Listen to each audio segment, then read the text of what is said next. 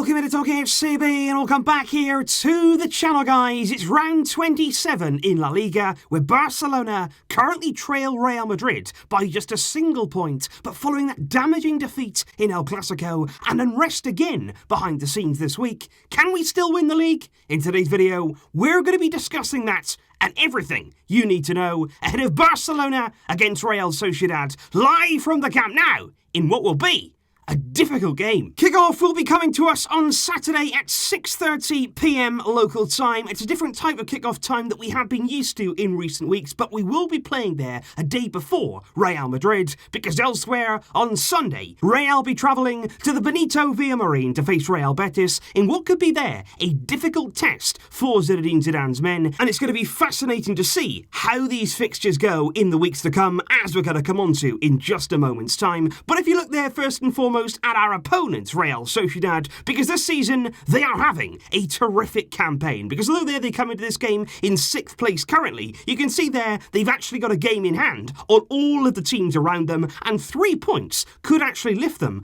up into 3rd place in the league, and that would be incredible there. And I think right now they're really pushing for Champions League football, and we can see quite clearly exactly right now how confident Sociedad will be coming into this game. They're on fire right now. The confidence is really burning inside them, and they've got some terrific players. Since knocking Real Madrid out of the Copa del Rey at the Bernabeu at the beginning of February, they've won every single game since. 6 out of 6 wins for La Real, 3 successive league wins, along with securing their place in this year's Copa del Rey final. And they're going to be facing Athletic Club in that final. It's a Basque derby, and right now, their week couldn't be better. And I think as well, when you look at Sociedad, like I say there, they've got some terrific players. They've got a good blend in their team of experience and youth. You look at the likes of Martin Odegaard, they've got Oyarzabal, they've got Isaac, of course, the brilliant striker who pretty much knocked Real Madrid out a few weeks ago. And they're not only incredibly talented players, but they're also young, energetic, hungry, and all of those things I feel are something there that can hurt Barcelona. If we're not awake, if we're not aware, if we're not focused, you can see there, coming into this game,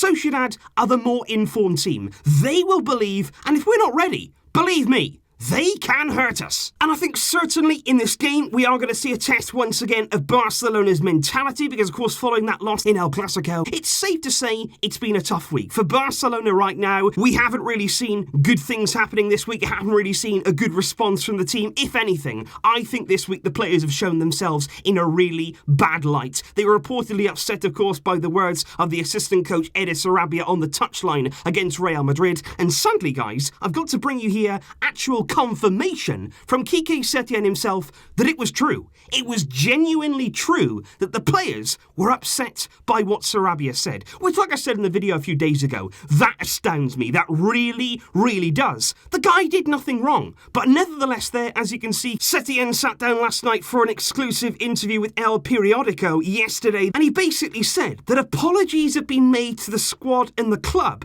and the whole incident has left him entirely embarrassed. He said he wished there wasn't cameras on the sidelines all of the time in the faces there of the coaching staff, and he said he tried to resolve the issue with Sarabia, but I can't believe that. I cannot believe there that our coach Quique Setién is having to come out and say, yeah, we've had to apologise. Apologise for what? You were doing your job. You did nothing wrong. I cannot believe there the players have that kind of problem, and I don't know what they want. Do they believe that after every game they should be wrapped in cotton wool and praised even when they've been doing wrong? That's not how it works. You're never going to get better. You're never going to improve if that's your mentality, and I believe there the way those players expect to be treated, it's completely wrong, and I hope now we don't see Sarabia change. I hope here we still see that same enthusiasm, that same intensity. Get the best out of those players, whether they like it or not. You're the boss, you're the man, you've got the coaching staff there with Setién, Sarabia. You have the authority. Just keep using it. And I think when it comes down to La Liga, it is that mentality and the mindset of the players that will ultimately decide whether or not we win this league title. Because honestly, I do believe that Quique Setién is trying his best. I do believe here he's trying to inflict change on the squad. But ultimately, it's the players who'll decide that. Because Setién can do as much work as he possibly wants on the training ground. Everything can be perfect. But if those players don't want to take it on board, then we simply won't get results. So it's the players here, and the players only,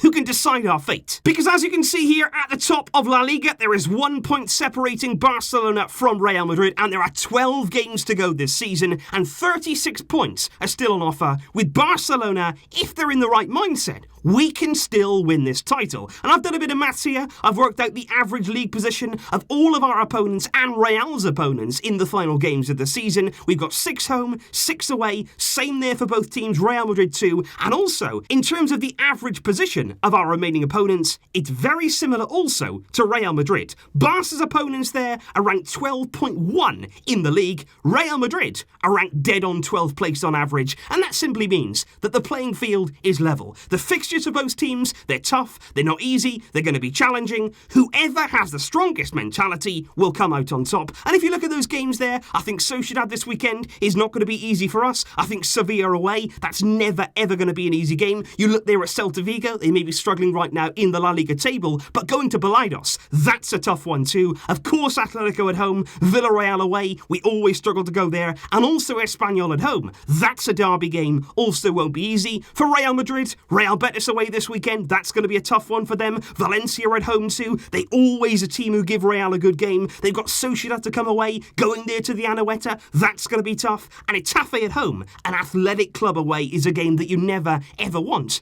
So it's all to play for. If these players want it enough, I still believe we can get the job done. If these players want to stand up and stop moaning, stop complaining, focus on your football, get the maximum out of your ability, because you've got that ability, you've got that talent. All we're asking you to do is use it. And if we do indeed move on to those players selected by Quique Setién for this weekend's clash, the first thing to note would be no Arthur Melo in the squad. A big blow for all of us, and a big blow for him too. He has an ankle problem as his injuries continue to mount up this season. The one good thing though on the back of that is Riqui Puig is back in the squad and could be selected for this weekend's game against Sociedad. And other than that, it's as you were. We've got long-term absentees. We know we've got injury problems, but no Arthur with that ankle issue, which is annoying. And I think this weekend, we all want to see from Quique Setién a bit of bravery, a bit of a bold selection from him. Let's just go for it now. We've had disappointments, we've had a bad defeat against Real Madrid. Let's just see now a little bit of excitement in the starting 11. We got 3 places there, I feel, up for grabs. Certainly there alongside Gerard Piqué. I would actually opt for a change there. I would go for Clement Longley coming into that spot there, replacing Samuel Umtiti. Have a bit of change. Things haven't gone brilliantly recently, so let's switch things up. Into midfield, of course, usually you'd be asking for Arthur Melo in that role. I would absolutely love for it to be Riqui Puig there in that midfield role, but I'm not quite sure it's going to happen. Like I say, I would love to see it, but I'm not convinced. If we have to go with somebody else, let it be there, Arturo Vidal. He should be the man in that midfield, quite simply because use him as an offensive midfielder. Don't use him as part of the front 3, but use him there in that midfield to make those runs from deep and not actually be classed as a forward in this game, because we need one more name in that forward line. You've got Griezmann, you've got Messi. Messi, as we know, is going to come in here. Vidal there can attack the space if he wants to, but we need a third attacker. Is that going to be Ansu Fati, or is that going to be Martin Braithwaite? Now, I'd absolutely love in this game to see Martin Braithwaite, but I don't really see how that's going to work, unless perhaps you play Messi here as a sort of addition there to the midfield, Antoine Griezmann maybe as the striker, and then you go quite central there, and you bring Braithwaite in to play alongside him. That's a way that it could work, but once again, as we spoke about earlier on in the week, you are lacking some serious width there in those offensive areas. So if not Braithwaite from the start, it must be Ansu Fati. He there out on the left-hand side can give the team some much needed width. He can stretch the pitch and then allow more space for Griezmann and for Lionel Messi. But if we don't see Braithwaite from the start, once again, just like against Real, I want to see him off the bench, because the guy's exciting. And in terms of my score prediction heading into this game, it was a really difficult one to predict. Much like you guys felt in my community section poll, I put a poll out there. What are you expecting from Barcelona tomorrow in terms of performance? A statement, an average performance, a damaging one, or have you got no idea? And I put that in there because quite simply, many of us don't know. We don't know what to expect week upon week from these players. We just don't know what side of them is going to turn up. And I can understand why the majority of you there went for no idea, because I'm the same. I'm going to go here just about with the Barcelona win by 2-1, but it's going to be tight. It could go either way. And like I said earlier, we have to step up because this Sociedad side, they can hurt us. So please do leave all your predictions in the comments down below, guys. What do you think the score is going to be in this game? What sort of team would you like to see from Quique Setién? And of course, tomorrow I'll be here after the game. Hopefully, we have something good to discuss, but we'll wait and see.